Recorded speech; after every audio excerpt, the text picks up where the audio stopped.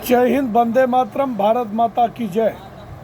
राष्ट्रवाद की बात प्रहार के साथ आप सभी का हार्दिक स्वागत है। दोस्तों, आज पूरे देश में एक बयान राहुल गांधी का, जो कि देश की अखंडता और संप्रभुता के लिए सच में बहुत ही घातक है।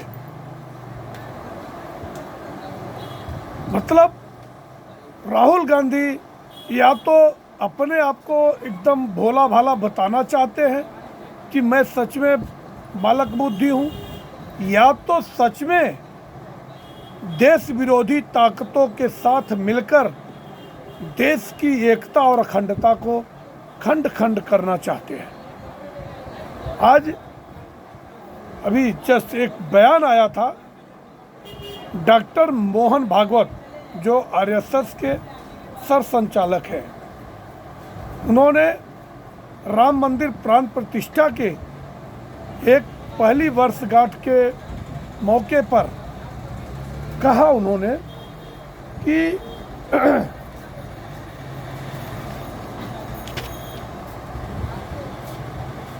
असली स्वतंत्रता अपने देश को 22 जनवरी 2024 को मिली, मतलब द्वादशी पौष मास के द्वादशी विग्रह के दिन। उन्होंने कहा कि इसको द्वादशी 24 जनवरी को मानना चाहिए और ये पूरे देश में मनाया जाना चाहिए।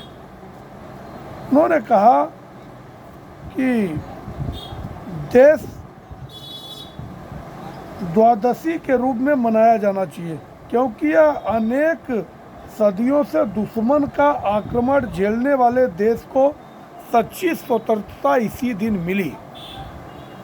और हमें जो 15 अगस्त 1947 में मिली आज़ादी, वो आज़ादी हमारी राजनीतिक आज़ादी हुई, राजनीतिक स्वतंत्रता।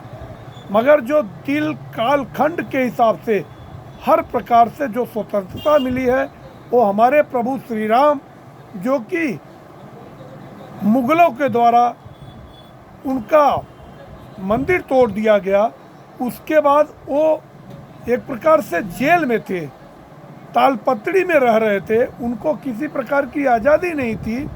तो इतने बार आक्रमण झेलने के बाद अगर अब उनका पूर्ण निर्माण हुआ है और पूरे देश में एक श्रद्धा भाव जगह है, जो कि अब की बार 10 लाख लोग 31 दिसंबर को भी आए नए साल के जश्न के रूप में, तो इसका मतलब है ये कहीं भी किसी भी तरह से गलत नहीं बोला जा सकता है।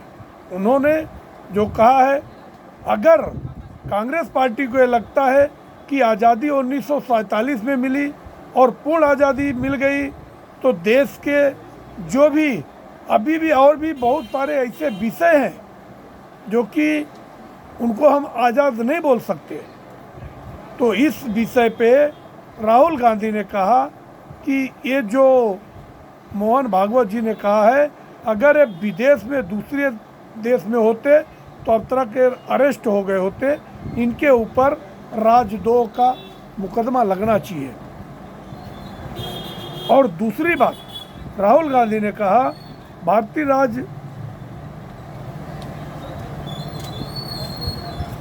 बीजेपी, मतलब राहुल गांधी ने कहा कि राहुल गांधी ने मीडिया को संबोधित करते हुए कहा कि हम सिर्फ बीजेपी नामक राजनीतिक संगठन से और आरएसएस से नहीं, बल्कि इंडियन स्टेट से लड़ रहे हैं। जो कि ये बयान उनका देशद्रोह की श्रेणी में आता है। इसके पहले भी उन्होंने कर्नाटक में कहा था कि Karnataka is not a state और India is not a country, it's the just union of state. ये विदेशी भाषा जॉर्ज सोरस की भाषा बोलने वाले राहुल गांधी पे कब कड़ी कार्रवाई होगी, जबकि अब भारतीय जनता पार्टी के राष्ट्रीय अध्यक्ष जेपी नड्डा जी ने कहा कि कांग्रेस का इतिहास उन सभी ताकतों को प्रोत्साहित करने का रहा है जो कमज़ोर भारत देखना चाहते हैं। मतलब आज भारत की बढ़ती ताकत को देखकर जिस हिसाब से अमेरिका घबराता है या चीन घबराता है, उनकी ही चीन और अमेरिका और पाकिस्तान की गोद में खेलने का काम राहुल गांधी करते हैं। सत्ता के लिए उनके लालच का मतलब देश की अखंडता से समझौता करना और लोगों के विश्वास को धोखा देना है। मोहन भागवत ने कहा था कि असाधारण रूप से प्राण प्रतिष्ठा तिथि द्वादशी के रूप में मनाई जानी चाहिए। मुझे तो नहीं लगता है उन्होंने कुछ गलत कहा, क्योंकि 5000 वर्ष के संघर्ष के बाद अगर भगवान श्री राम एक तालपत्री से अपने मंदिर में गए हैं तो ये देश के 100 करोड़ से अधिक हिंदुओं के लिए और ख़ासतौर से 150 करोड़ भारतीयों के लिए, क्योंकि भगवान श्री राम सिर्फ हिंदुओं के नहीं हैं, वो तो सभी के हैं। और जिस समय भगवान श्री राम राजा थे उस समय देश में सिर्फ हिंदू रहा करते थे, न कि अपने देश में अन्य जातियाँ या अन्य धर्म के लोग थे। तो ये देश को तोड़ने वाला जो बयान राहुल गांधी ने दिया है ये शर्मनाक है। और मेरी भी सरकार से मांग है कि इनके ऊपर कठोरतम कार्रवाई करनी चाहिए, क्योंकि ऐसा ही इन्होंने कर्नाटका के चुनाव में भी कहा था कि कर्नाटका ये भारत का स्टेट नहीं है। मतलब एक कर्नाटका को भी भारत से अलग करना चाहते थे। और उनके एक